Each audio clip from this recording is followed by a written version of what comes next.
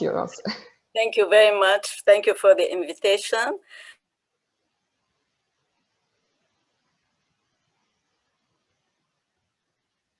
Still, communicating with the wild world. My topic today is about, Aegyptiaca found in Lebanon. And I will start, with my lecture saying that contacts between Egypt and the Lebanese coast are attested since the 3rd millennium BC, as you have seen already with Alexander Ahrens, in both the written and the archaeological records. They were uninterrupted for more than 3 millennia. The important influence Egypt had on the culture of the Levant cannot be questioned. No other Bronze or Iron Age civilization could compete with the popular and widely disseminated Egyptian culture, even during the Iron Age, when the physical presence of Egypt was intermittent and largely replaced by Neo-Assyrian, Neo-Babylonian, and Persian powers. This Egyptian influence is attested in the archaeological record by the so-called Aegyptiaca. The latter are objects that express stylistically and materially a distinctively ancient Egyptian character. They are witness to the deeply anchored and continuous impact Egyptian culture had and the prestige it has earned amongst the local population. I limited my case study to Lebanon and mainly its Phoenician coast because of time constraint, of course, and also because of the historical links its coastal cities had with Egypt over the millennia. Of course, I do not intend to make a comprehensive inventory of late Bronze Age and Iron Age Aegyptiaca from Lebanon.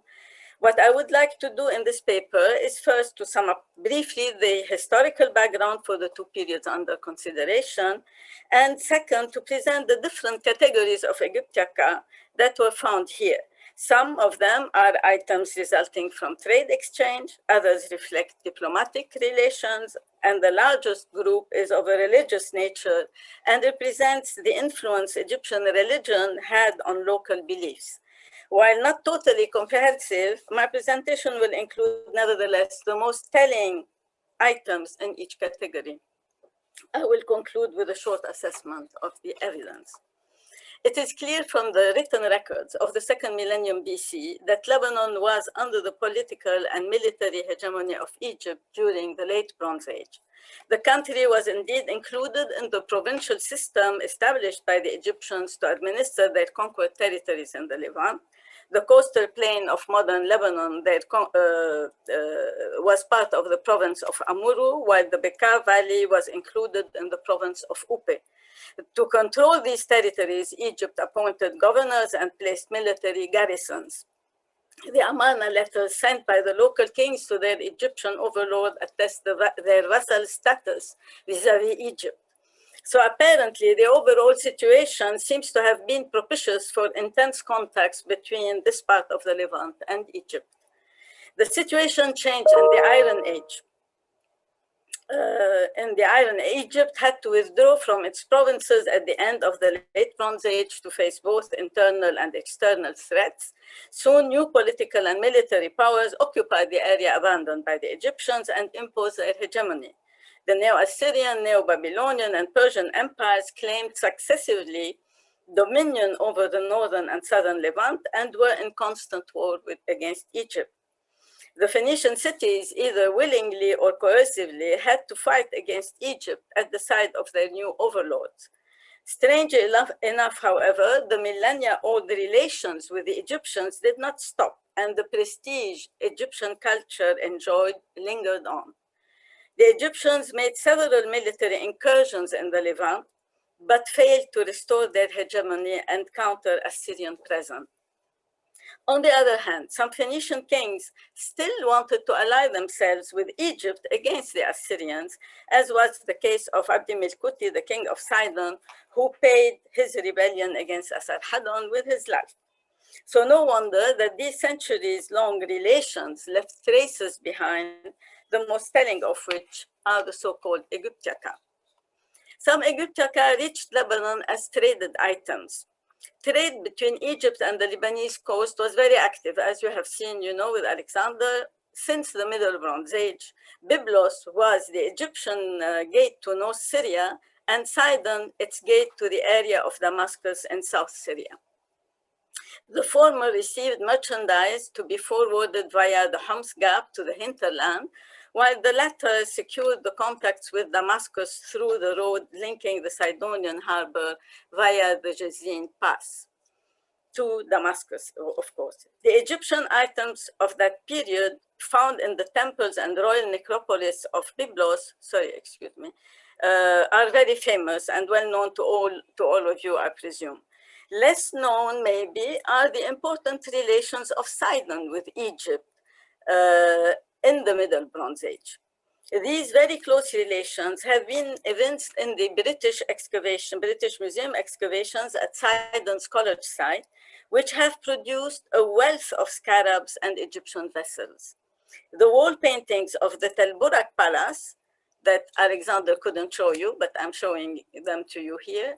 So these wall paintings clearly display strong Egyptian influence, as you can see here. They bring additional evidence for the links between Egypt and Sidon in the Middle Bronze Age. During the Late Bronze Age, and because of the Egyptians' presence in the land, one would have expected stronger trade relations between both countries and more tangible Egyptian influence on the daily life of the people. It seems, however, and Alexander noted this already, I guess for the Northern Levant, that the available evidence does not meet such expectation. Indeed, little evidence for Egyptian imports survived in the archaeological record for this period. The main reason may be due, I believe, to the fact that the Late Bronze Age occupation in Lebanon is very badly documented and when available, often not published. On the other hand, most of the items imported from Egypt, apart from gold and silver, were of organic nature, such as textiles, papyri, leather, ropes, linen, and so on, which did not survive in the archaeological record. The Egyptian pottery vessels, which served as containers for these imports, have not been identified in the archaeological record in the past. It is only in the last 2 decades that Egyptologists specializing in Egyptian ceramics were called upon to identify such imports. The examples of the current excavations at Tel Mirhan, ancient Shekka, and Sidon College site are clearly demonstrating that large numbers of Egyptian potsherds are attested in the late Bronze Age levels. Finally, there is evidence at some sites that the late Bronze Age levels were raised almost to ground level by later occupation, hence the absence of evidence. Even Biblos, which has yielded a wealth of Egyptian artifacts from the Middle Bronze Age, has little evidence, by comparison, for Aegyptiaca from the late Bronze Age. In South Lebanon, the 40 late Bronze Age tombs of Sidon Dakaman, studied by Roger Saydah, yielded one single example of a makeup ivory box in the shape of a duck. This is the only Egyptian import that was found in the 40 tombs. The absence of traded Egyptiaca from late Bronze Age context in the recent Beirut Central District excavations seems to confirm the general situation prevailing in the Lebanese coastal settlements. Indeed, while Middle Bronze Age Egyptiaca are widely represented in ancient Beirut, not one Egyptian item from the late Bronze Age is mentioned except for a few scarabs which were found in the Kharji tombs. These are the ones circled, in red. The only exception to this generalized situation prevailing in the coastal sites is Kamidelos, of course, in the Lebanese Bika, the ancient Kumidi of the Amarna letters, and chief town of the Egyptian province of Upe. You all know the site. This site has yielded the widest collection of imported Egyptian vessels. They are all luxury items because they were found either in a temple or in a palace. They are luxury items and purchased most probably by the royal family. Located at the crossroads of 2 international routes, Kamidelos was the main center for Egyptian presence. The Aegyptiaca consists of alabaster and serpentine vases, which probably contain some precious goods imported from Egypt. Another type of Egyptian item are the ivory makeup boxes in the shape of ducks with their heads turned back. Some are decorated with ducklings on the cover, as you can see. These ivory items were copied from Egyptian prototypes, which were mostly made of wood. We find also needles, ivory needles with the same motif, of the duck head. A faience plate with lotus flowers, was also found and can be added to the imported collection of Aegyptiaca. Locally produced or maybe also imported are the famous game boards with their gaming pieces found at Kamid. They represent imitations of an Egyptian game called Senet, which acquires in the 19th dynasty a religious significance related to the Book of the Dead, as I hear from Egyptologists, not from me. It seems that each case was supposed to represent one step of the soul's journey to the underworld. While threaded items are almost absent in coastal sites during the late Bronze Age, some prestige items did reach the Lebanese settlements. These are statues of pharaohs or high officials that were given as gifts to the local kings, or were offerings to a temple, or simply acquired by the local rulers as prestige items. From late Bronze Age Camedollos came the broken bust of a basalt statuette representing an Egyptian figure. From late Bronze Age Biblos, we have a limestone block inscribed with the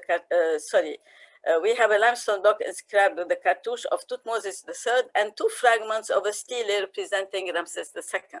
I'm sorry, I couldn't find the block with the cartouche of Tutmosis III to show you.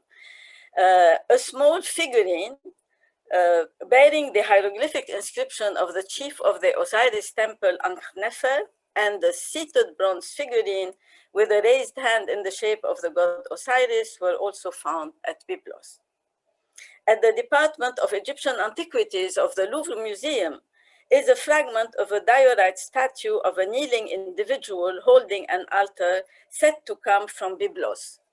According to Renan's description, it was found dans les maisons à l'intérieur de la ville. So it's a surface find with no archaeological context. Another type of prestige gifts during the late Bronze Age are the vases bearing the name of a ruling pharaoh.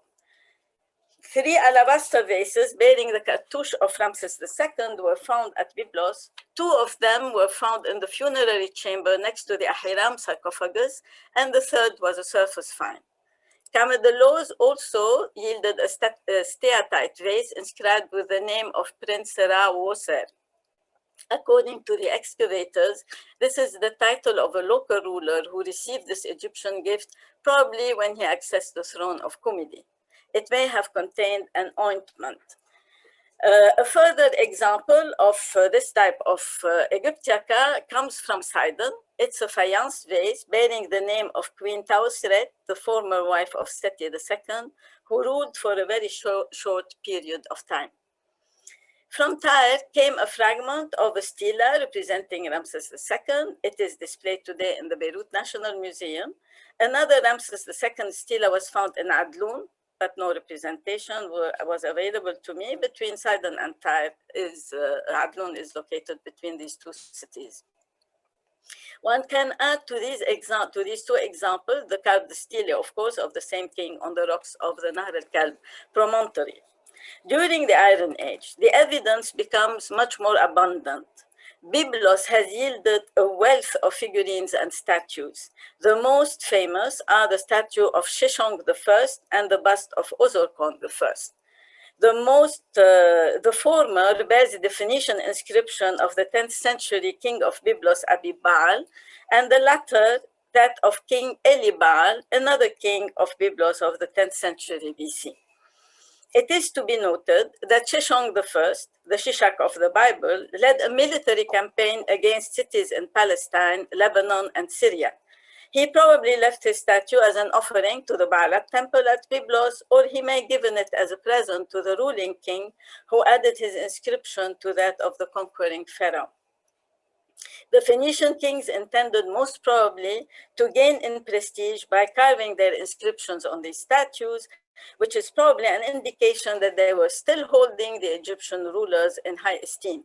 From Biblos comes another fragment, of a statue of Ozorkon I, as well as a fragment of his dress. They are in the Louvre museums in the Egyptian Antiquities Department.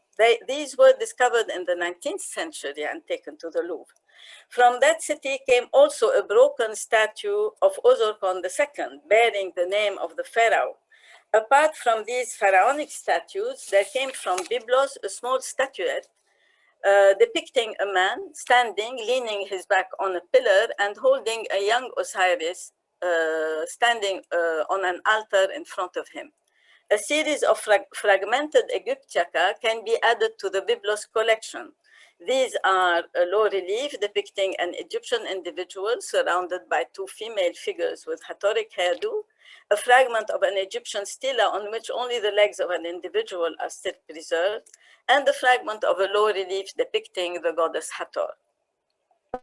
Dating also to the Iron Age is the so-called Biblos Colossus, displayed today in the Beirut National Museum. Several fragments of similar statues were also found, but they were left on site because they are simply fragments of colossal statues. From the site of the Ishmun temple at Bustan al-Sheikh, north of Sidon, came a granite altar base inscribed with the name of Pharaoh Hakoris and dated to the early 4th century BC, as well as two other fragments of the same type of object belonging to the same pharaoh. Other Aegyptiaca are also known from Bustan al-Sheikh. One is a stela fragment inscribed with the name of Pharaoh Necho II, which I couldn't find actually, as well as a bronze casserole and the handle of a sistrum inscribed with the name of Pharaoh Amazis. From Sarepta came a stone statue that you all know probably, wearing the characteristic Egyptian skirt, the chenjit. The figure wears a yusach pectoral ending in a moon crescent surrounding a solar disk. From Adlun, south of Sidon, came also a fragment of a healing statue identified as a statue guérisseuse by Eric Gubel, today in the Louvre. It is one of the rare examples found outside Egypt, according to him, and the best preserved example of this type of statue is what you see on the left, that of the Jehor one. Aegyptiaca of a religious nature formed the largest group of Aegyptiaca,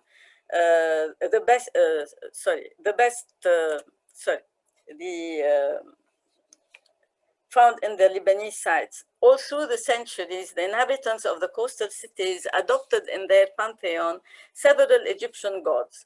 This appears clearly in Phoenician onomastics and in the figurines or amulets representing them. Phoenician personal names with Egyptian divine names such as Ammon, Ptah, Osiris, Horus, and Isis betray this assimilation. According to Lipinski, the process of formation of some Phoenician divine figures such as Hathor, Shadrapha, and Sid was influenced by Egyptian deities.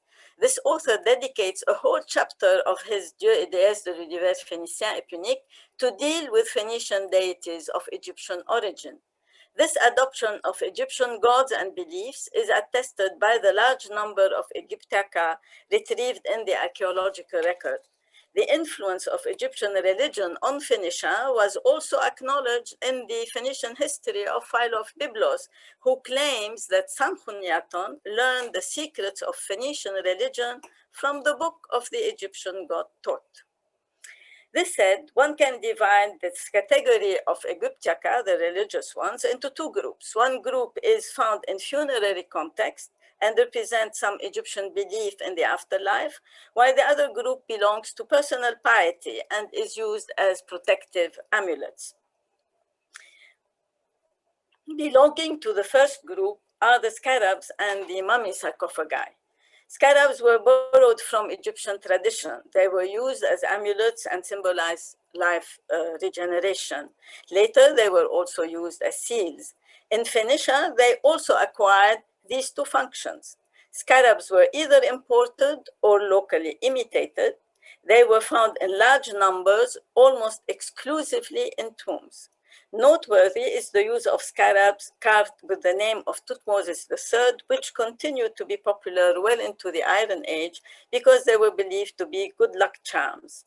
From the late Bronze Age, we have some examples from the royal tombs of Beirut Kharji that I have already shown you. Most of them were found in Cave 4, Chamber 2. Several examples from that period are also known from Biblos. From Sidon is a late Bronze Age scarab bearing the name of an obscure Egyptian pharaoh, Djed Kheper-Re. The excavator of Sidon believed that this was not actually the scarab of this pharaoh, but that it belonged to a merchant who used his name. The fact that the name is not inscribed in a cartouche favors this assumption. A late Bronze Age scarab was found also in Beirut, and an amulet of a rare type bearing the name of Ramses IV was found also in a tomb on the shore in Beirut. Two late Bronze Age rings were found in Kamidalos with scarabs attached to them. William Ward published some late Bronze Age and Iron Age scarabs said to come from Tyre, but circulating on the antiquities market and ranging from late Bronze Age 2 to until Iron Age 2. A wealth of scarabs was also retrieved in the Al-Bas cemetery at Tyre, but only those retrieved in the 1997, 2002, and 2004 seasons were published. Here's some nicer examples, colored photographs of these scarabs. They were all placed in cinerary urns on top of the ashes. Some bear traces of burning and others were placed after cremation. These scarabs were made of steatite, of faience, and of a composite material. According to Biblos, there seems to be an equal quantity of scarabs and seal amulets manufactured in the Levant and imported from Egypt, half-half. Very few are dated to the late Bronze Age, and the large majority is contemporary with the cinerary urns and date to the 8th and 7th centuries BC. She also pointed out the great similarity between the Tyrian scarabs and those found in the cemeteries at Akhziv. The motifs found on some scarabs find no parallels elsewhere. And these are the two such examples. This has led her to suggest that there may have been a center of production of these items at Tyre. Sarepta has also yielded a few scarabs and scaraboid seals. The latter were hardly retrieved in archaeological excavations, by the way, and the largest corpus was acquired from the antiquities market. One scarab made of green jasper was found in the Persian period residential quarter in Beirut. No date was given by the excavators. The second group of Aegyptiaca found in funerary context are the so-called mummy sarcophagi. These are coffins in the shape of a human body with only the face depicted in detail. Anthropoid coffins appeared in Egypt during the Middle Kingdom. These were coffins carved to the outline of the mummy's body and decorated with the face and wig of the deceased. They not only copied the mummy's form, but they also served as substitute bodies in case the mummy's body was lost or destroyed. Anthropoid Egyptian coffins were found in Phoenicia. The most famous examples are those of Tabnid and his son Eshmunazar II, kings of Sidon. According to Katja Lemke, these stone sarcophagi were probably given to the Sidonian kings as their share of the booty taken by the Persians after the Egyptian defeat. During the latter conflict, the Sidonians helped the Persians in their attack against Egypt and were rewarded not only by receiving important looted Egyptian items, but also by receiving new territories. The fact that the Sidonian kings received these coffins and took them as their eternal abode started a fashion among the royal family and high court officials of the kingdom who wished to acquire for themselves the same type of Egyptian sarcophagi. Hence, this was the beginning of a funerary tradition attested only in Sidon and Amri that lasted for some 150 years and disappeared as surprisingly as it appeared after the conquest of Alexander the Great. The first local example copied, Egyptian sarcophagi. But the later examples display the influence of Greek art. They are made mainly of marble, and the famous fourth collection of anthropoid sarcophagi offers the largest collection of this type of coffin found in Lebanon. They all came from the royal necropolis of Sidon. I'm adding to this group of Aegyptiacas found in funerary context a few tombstones carved with Egyptian motifs, which were retrieved from the cremation cemetery at Tyr el-Bas. Two hieroglyphic signs. If I read them, I'm saying what the Egyptologists told me. The first sign is a nefer, the one in the middle, and it represents a good luck charm, and the sign Ankh to the left, which is a symbol of life and very common, on Phoenician items. And both were used on funerary tombstones. And the third motif is the lotus bud, which is also symbolizes also life regeneration, and which is also found on the Ahiram sarcophagus. The second group of Aegyptiacas betraying a religious character are those relating to personal piety. This group consists mainly of figurines of gods and protective amulets. Figurines and amulets representing Egyptian gods or apotropaic symbols were found on the Phoenician coast. The most popular god was Bes, an Egyptian god of fertility, protector of the family, who became prominent in the popular religion of the Phoenicians. 7 complete or fragmentary faience figurines representing this god were found in Iron Age contexts at Sarepta. 1 complete faience figurine of Bes and 1 fragment were found at Tel Burak. Amulets representing other Egyptian gods were also found at Sarepta. A cat-headed human figure representing probably the goddess Bastet, a Ptah figure, a metal amulet with a suspension loop representing probably the god Neith. From Tel el-Burak came a metal amulet with a suspension loop representing the god Anubis. One of the most popular Egyptian amulets in Phoenicia are those in the shape of the Horus eye, also called Wadjet. And the examples were for, I'm showing you the example from Sarepta and the example from Tyr el-Bas. From Sarepta came also the torso of a female figure made of light green faience with strokes of black paint, which represents probably a male deity. A fragment of what seems to be, this time maybe a female figure of the same type and manufacture was found at Tel Burak, not far from a cult site with a standing stone. These examples belong to a specific group of Egyptian faience figures dated between 630 and 580 BCE, which can be classified as statuettes and not as amulets, given their larger size.